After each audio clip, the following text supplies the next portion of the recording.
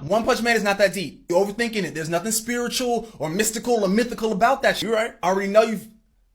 Wait, what? From a certain perspective, that's totally accurate.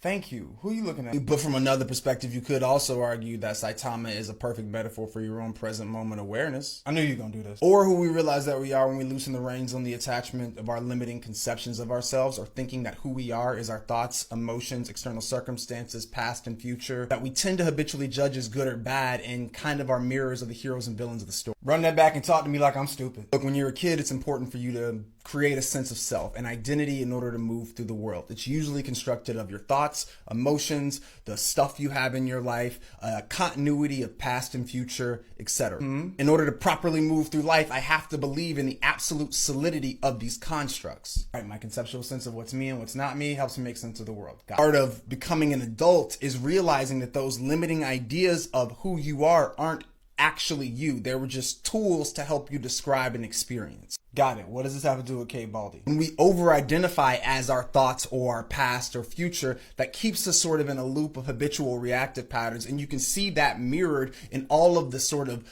emotional and psychological issues that the heroes and villains are dealing with in One Punch Man. Why is Saitama different? Saitama is you when you stop identifying with those limiting ideas of who you are. When you're absolutely present, if you're just here right now in this moment, and you're not checked in with your thoughts, your emotions, when you create that space, you are unlimited in how you respond to life. Like when I'm triggered and I choose not to react as my past conception of myself, but respond from the still point of the present moment. Which is why Saitama is so strong, not because he's that strong, but because he doesn't see the limitations of conceptualization. He just does what's necessary, which is probably one of my favorite definitions of enlightenment. Alright, but Saitama's going through shit, which is probably one of my favorite parts about the series, because at its core, it's an exploration of what to do after you've touched that level of presence, enlightenment, awakened state of being. Alright, he got bored as hell. Once you realize this level of presence, you're generally able to get anything that you've ever wanted.